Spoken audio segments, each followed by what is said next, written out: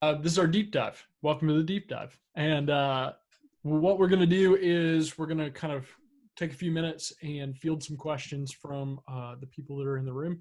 But to begin this, actually to get us going, I actually had somebody email us after, Mike, after the episode with you previously, and they had a ton of questions. And so I'm going to grab one of their questions, and this is from a youth pastor.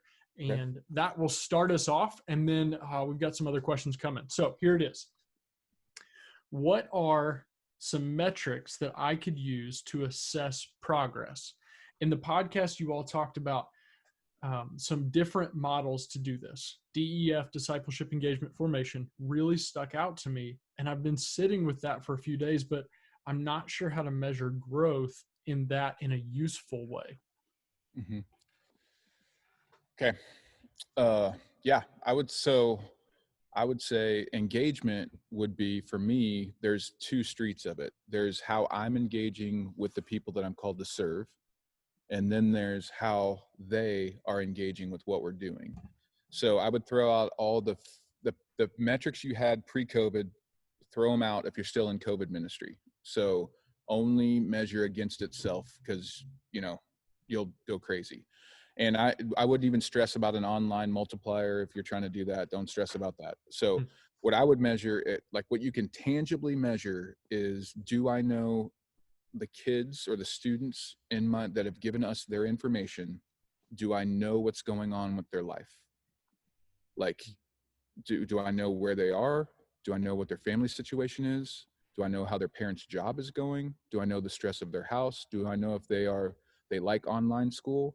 Do I know if their sports are canceled? Do I know them? And can we build a ministry that could create a profile? Then we could meet specific needs. And so that's a tangible thing that you could do. And it's not my idea. My student pastor did it. That's a tangible, we can build a profile of every student in our ministry. And then we could say, okay, well, what do they need? Do they need care? Do they need another Zoom group, or are they over Zoomed? Or can they meet outside if it's legal, social distance? Can I go to their house? Like, can a leader go to their house appropriately? So I would start going, like, there's ground to be taken. Is there a book that we can read? Is there a book that they can read beforehand that we can get there and talk about?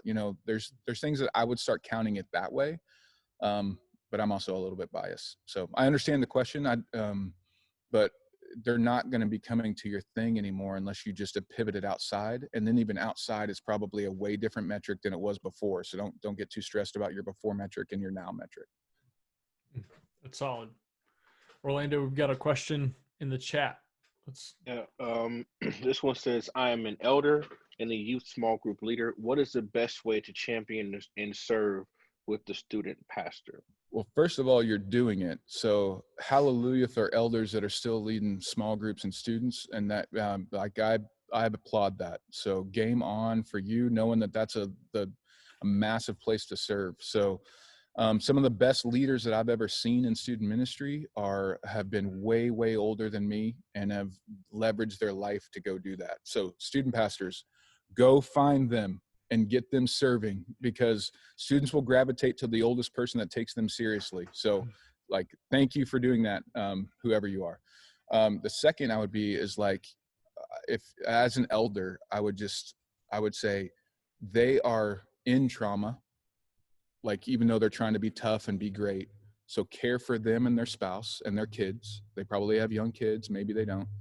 Like, what do they need? Do they need a date night? Because everyone wins when the leader is healthy. So help them win, emotionally, relationally, spiritually. And then like help them think through how we could do this better. If they're not listening to this, maybe have them listening to this with you, and maybe have a conversation about it over lunch that you pay for, or over a really nice dinner that you pay for. And then just say, hey, I'm in. How can I help you? And what do we need to do? And where do you feel like we're weak? And what do you need my help in? But that's what I would say. See, and this deep dive has proven that you really do have the student pastor's back, Because you just got them some free meals. Hopefully, if we 100%. can, I know. if some people can get I this know. out, we just got to Hey, get free meals. so I was an intern. I was an intern at a church, and my wife was working at a church too. So we made intern pay, and we got married, and my wife got pregnant. And so 4 months after we were married, we found out we were pregnant, and the church graciously let her quit because she got sick, and then kept my pay the same. So I know what it's like to be an intern in a young family and have $16,000 of pay and going, okay, love and peanut butter, babe, we got this. So, yep.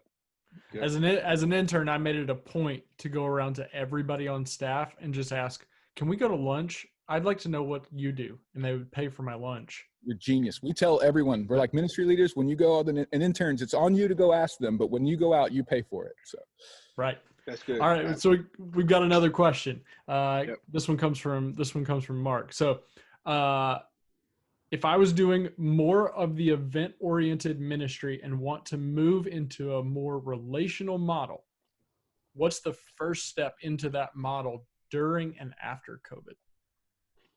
good. So it's going to be really hard to move to relational ministry if you don't have leaders around you that are bought into that. And so the first step that I would make is, do you have a group of leaders around you that are equipped, qualified, and passionate about meeting students where they are? So if you don't, then you're going to be a man on an island by yourself at the football game that no one else wants to go to.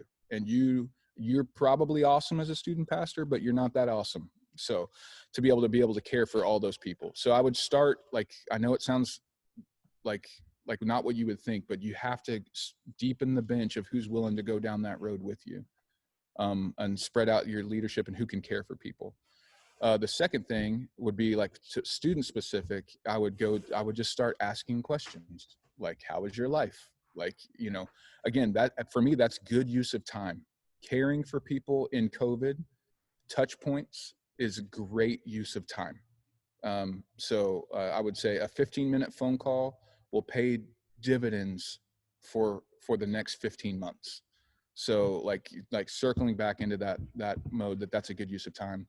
Post-COVID, I'm not anti-event. Like, I can't wait to gather. Like, our church is pretty good at the gathering. Like, I like the gathering. We're staffed for the gathering. Like, so I think that what we're learning is that we want to be the kind of people that grow the muscle of care and discipleship and engagement and formation right now to equal or be next to the gathering in a strong way. So our mission here is, like, we want to help people find and follow.